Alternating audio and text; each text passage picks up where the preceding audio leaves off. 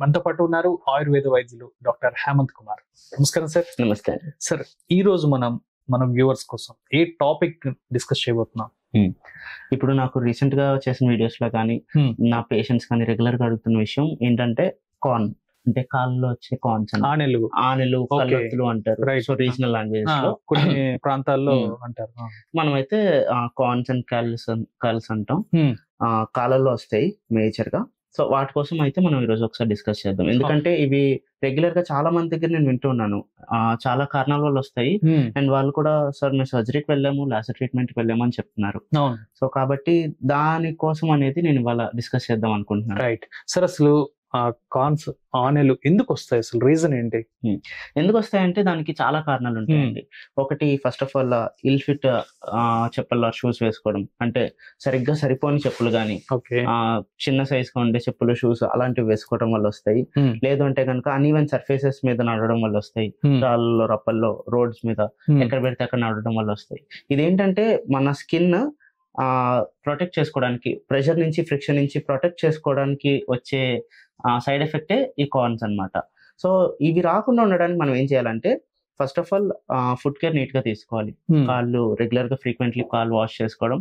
And తర్వాత hard surfaces మీద నడిచేటప్పుడు కొంచెం మంచి చెప్పులు, మనకి సరిపోయేలా చెప్పులు కానీ, సాక్స్ కానీ వేసుకుని తిరగాలి. అలా కాకుండా ఏమైనా కొంచెం అన్ఈవెన్ గా చేస్తే కనుక ఖచ్చితంగా ఇలాంటి సమస్యలు వస్తాయి అన్నమాట. అంటే సాఫ్ట్ గా ఉండాలంటారా మనం వేసుకునే ఫుట్ వేర్? ఏదైనా ఖచ్చితంగా సాఫ్ట్ గా ఉండాలి.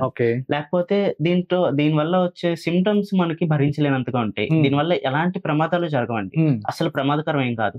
కానీ దీనివల్ల వచ్చే సిమ్టమ్స్ ఎలా ఉంటాయంటే మనం భరించలేము అన్నమాట. సో అంటే వెరీ పెయిన్ఫుల్ గా ఉంటుంది. ఎగ్జాక్ట్లీ, వెరీ పెయిన్ఫుల్ ఉంటుంది. తర్వాత వాపు ఉంటుంది. కొన్ని కేసెస్ లో అయితే కొంచెం చీలికి వచ్చి బ్లడ్ వచ్చే అవకాశం కూడా ఉంటుంది.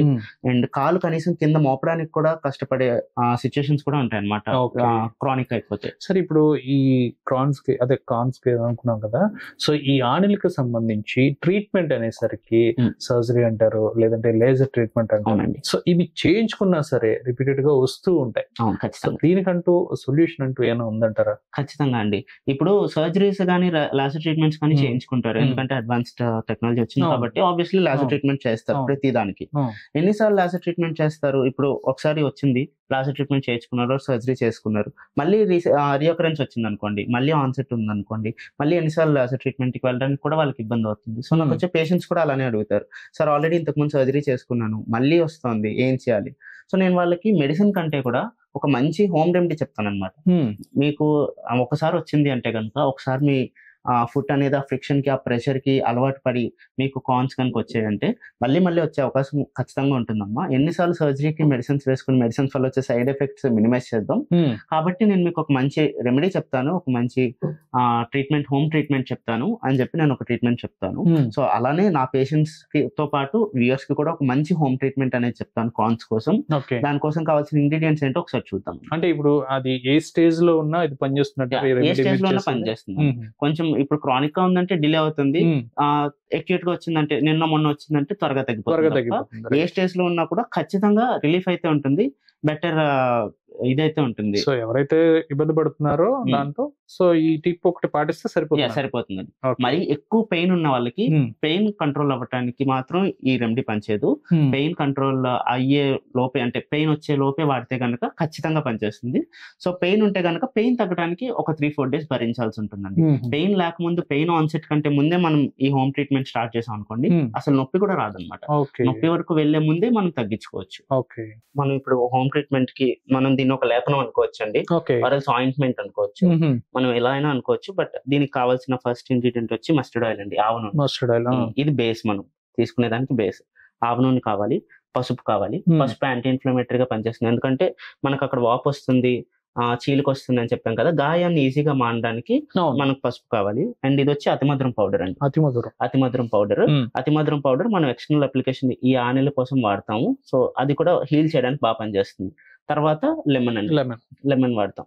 కొంతమందికి ఒకవేళ సెన్సిటివ్ స్కిన్ ఉందనుకోండి, వాళ్ళు అలోవెరా వాడచ్చు. అలోవెరా వాడకపోయినా పర్వాలేదు, ఈ 4 ingredients తోనే బాగా తగ్గుతుంది. అలోవెరా ఎప్పుడైతే వాడతారంటే ఎక్కువ మొత్తం తగ్గిపోయింది, కొంచెం ఇంకా స్కార్ ఉంది అంటే, ఆ చిన్న మచ్చ ఉంది అనుకోండి, అప్పుడు అలోవెరా వాడచ్చు. మచ్చ ఉన్న ప్రాబ్లం లేదు, నాకు ముందు ఫస్ట్ ఆఫ్ ఆల్ ఈ సిమ్టమ్స్ నుంచి బయటపడాలి అనుకుంటే అలోవెరా అస్సలు అవసరం లేదు. ఇప్పుడు మనం కావాల్సిన ఇంగ్రీడియంట్స్ అన్ని తీసుకున్నాం కదా, మనం ఈ లేపనం కానీ ఆయింట్మెంట్ కానీ ఎలా చేసుకోవాలో చెప్తాను, ఒకసారి చూద్దాం. 2 టేబుల్ స్పూన్స్ మస్టర్డ్ ఆయిల్ తీసుకోవాలండి, ఆవు నూనె తీసుకోవాలి. మీకు ఒకవేళ ఒక్కటే ఉందనుకోండి, ఒక చోటే ఉందనుకోండి, మీకు ఒక ఆనిల్ అనేవి ఒక చోటే ఉందనుకోండి, కొంచెం సరిపోతుంది. లేదు కాళ్ళలో 2 కాళ్ళలో ఉన్నాయి, 3 to 4 ప్లేసెస్ లో ఉన్నాయంటే కొంచెం ఎక్కువ తీసుకోవాల్సి ఉంటుంది. తీసుకున్న తర్వాత ఇది 2 టేబుల్ స్పూన్స్ తీసుకుంటే దాంట్లో హాఫ్ మనం పసుపు తీసుకోవాల్సి ఉంటుందండి. సో 1 స్పూన్ పసుపు తీసుకోవాల్సి ఉంటుంది. 1 స్పూన్ పసుపు తీసుకుని ఈవెన్ గా మిక్స్ చేసుకోవాలి.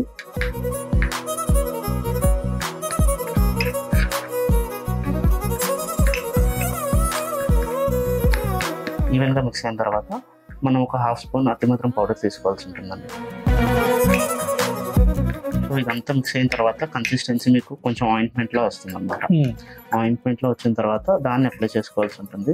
ఇది మొత్తం అయిన తర్వాత మనం లెమన్స్ తీసుకున్నాం కదా, ఒక 1/2 లెమన్ మనం ఇందులో స్క్వీజ్ చేసుకోవాల్సి ఉంటుందండి.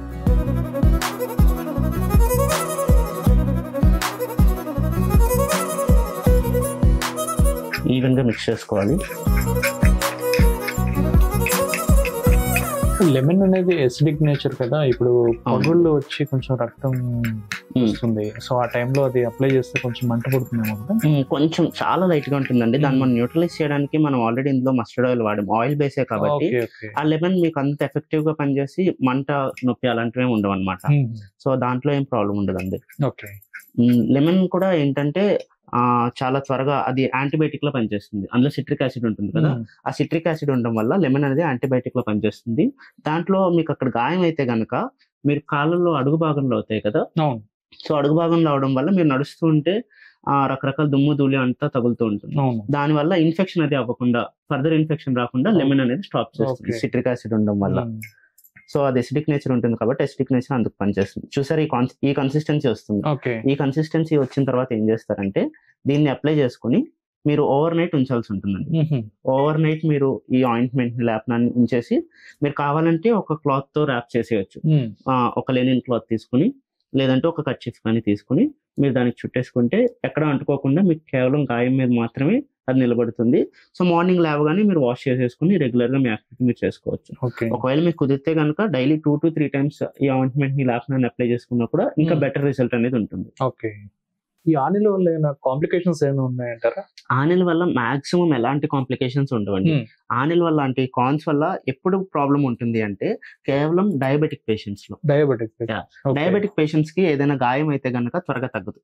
కాబట్టి డయాబెటిక్ పేషెంట్స్ కి గనక కాన్స్ ఆనిల్ వస్తే గనక కాళ్ళలో ఎక్కడైనా చిన్న గాయం అయితే అది డయాబెటిక్ వూండ్ గా మారిపోయే అవకాశం ఉంటుంది. So diabetic or non healing ulcer అంటాం, నాన్ హీలింగ్ అల్సర్ గా మారే అవకాశం ఉంటుంది. అలాంటి దీని వరకు తెచ్చుకోకుండా స్టార్టింగ్ స్టేజ్ లోనే ఈ హోమ్ ట్రీట్మెంట్ వాడారు అనుకోండి, ఈ ఆయింట్మెంట్ ల్యాప్నం వాడారు అనుకోండి, మీరు ఆ కాంప్లికేషన్స్ ని కూడా మినిమైజ్ చేయొచ్చు.